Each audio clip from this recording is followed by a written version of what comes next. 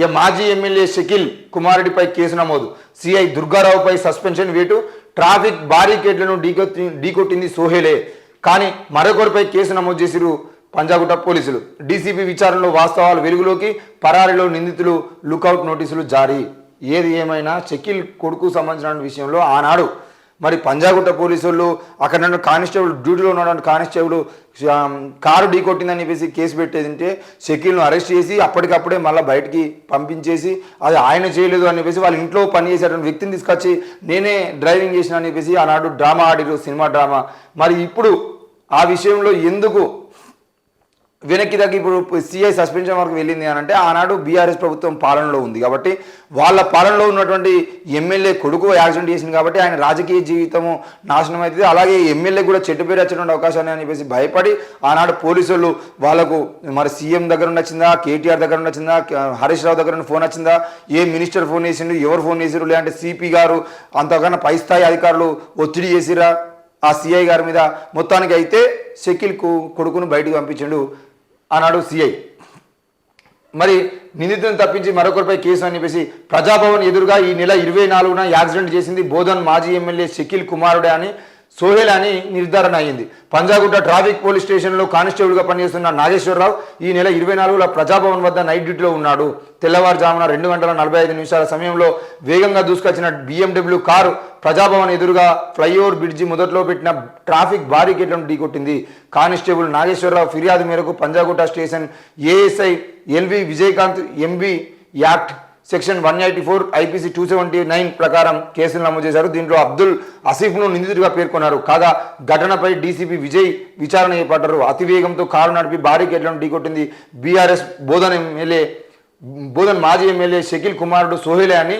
ఆ సమయంలో అతను పీకల దాకా తాగి ఉన్నట్లు తెలిసింది. సోహెల్ను అదుపులోకి తీసుకోగా కొంతమంది పోలీస్ స్టేషన్కు వచ్చి ఆయన విడిపించుకొని తీసుకెళ్లారు. మాజీ ఎమ్మెల్యే షకీల్ ఇంట్లో పనిచేస్తున్న అబ్దుల్ ఆసిఫ్పై కేసును నమోదు చేశారు. ఓ ఎస్ఐ కానిస్టేబుల్ కలిసి ఆయనను కేసు నుంచి తప్పించినట్లు తెలిసింది. మరి పంజాగుట్ట సిఐని సస్పెండ్ చేశారు. ఈ ఎమ్మెల్యే షకీల్ కుమారుడు సోహెల్ కేసులో పంజాగుట్ట సిఐ దుర్గారావు సస్పెండ్ అయ్యారు. ఈ మేరకు మంగళవారం రాత్రి సిపి కొత్తకోట శ్రీనివాసరెడ్డి ఉత్తర్వులు జారీ చేశారు. కాగా కేసు విషయంలో తీవ్ర ఒత్తిడికి గురైన CI Durgarao Banjara hills care ఆసుపత్రిలో చికిత్స పొందుతున్నారు. అంటే వీళ్ళు అంటే అంతకుముందు మనం మాట్లాడుకున్నట్టుగానే పోలీస్ అధికారులు కూడా పూర్తి స్థాయిలో అంటే బీఆర్ఎస్ ప్రభుత్వంలో ఉన్నటువంటి నాయకులకు వంత పాడుతూ ఆనాటి నుండి ఈనాటి వరకు పాలన కొనసాగించారు. మరి 24వ తారీఖు నాడు మాజీ ఎమ్మెల్యే కొడుకు ఎప్పుడైతే యాక్సిడెంట్ చేసిండో ఆ షకీల్ వాళ్ళ అగ్రనాయకులు ఎవరైతే ఉన్నారో కేసీఆర్ కేటీఆర్ను పట్టుకొని పోలీసులకు చెప్పించడము, ఆ పోలీసులు చెప్పినటువంటి క్రమంలో పోలీసులు కూడా వాళ్ళ దగ్గర నుండి ఎంత ముడుపులు తీసుకున్నారు, ఏం చేసిరు, లేదంటే వాళ్ళకి ఏమైనా ప్రమోషన్లకు సంబంధించిన విషయంలో మేము సహాయం చేస్తామని చెప్పిరా.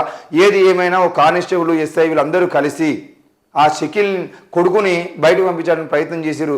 మరి పోలీసులు మారిరు, అధికారులు మారిరు, మరి బీఆర్ఎస్ నాయకుల ఆటలు చెల్లుతాయా అని చెప్పేసి మనం అనుకున్నాం. కానీ ఏ అధికారి మారినా మళ్ళీ కాంగ్రెస్ వాళ్ళైనా బీఆర్ఎస్ వాళ్ళైనా బీజేపీలైనా ఇప్పుడు బీజేపీ బండి సంజయ్ కొడుకు ర్యాగింగ్ విషయంలో బయటపడ్డా కూడా అమ్మాయి కేసు అని చెప్పేసి సినిమా ఒక షార్ట్ ఫిల్మ్ తీసినట్టుగా దాన్ని యాక్టింగ్ చేయించారు. వాళ్ళ కొడుకులు తొందరగా బయటపడతారు. ఎందుకు అని అంటే మనమే మారుతున్నది, మార్పు వస్తున్నది అని భ్రమల్లో ఉంటాం తప్ప నిజానికి మారేది ఏమి ఉండదు.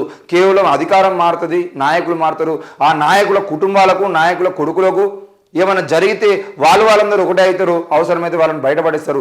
ఈరోజు వాళ్ళ ఇంట్లో పనిచేస్తున్నటువంటి ఆసిఫ్ అనే అబ్బాయిని తీసుకుపోయి ఆయన మీద కేసు పెట్టి అది చేశారు. మరి ఈరోజు ఆ సిఐని, ఎస్ఐని, కానిస్టేబుల్ని, మాజీ ఎమ్మెల్యే షకీల్ కొడుకుని వీళ్ళందరినీ తీసుకుపోయి అరెస్ట్ చేసి జైలు పంపిస్తారా అంటే సస్పెండ్ చేసి పక్కన పడేస్తారు. ఆ షకీల్ కొడుకు కూడా ముందస్తు బెయిల్ తీసుకొని బయట తిరుగుతాడు. ఇది తెలంగాణలో జరిగేటువంటి మార్పు. కాబట్టి ఇప్పటికైనా ప్రభుత్వం మారింది అని అంటే మార్పు రావాలి అన్నారు. మరి మార్పు అనేది ఇట్లాంటి పోలీస్ అధికారులు చేసేటువంటి అన్యాయాలపైన కూడా మార్పు జరగాలి.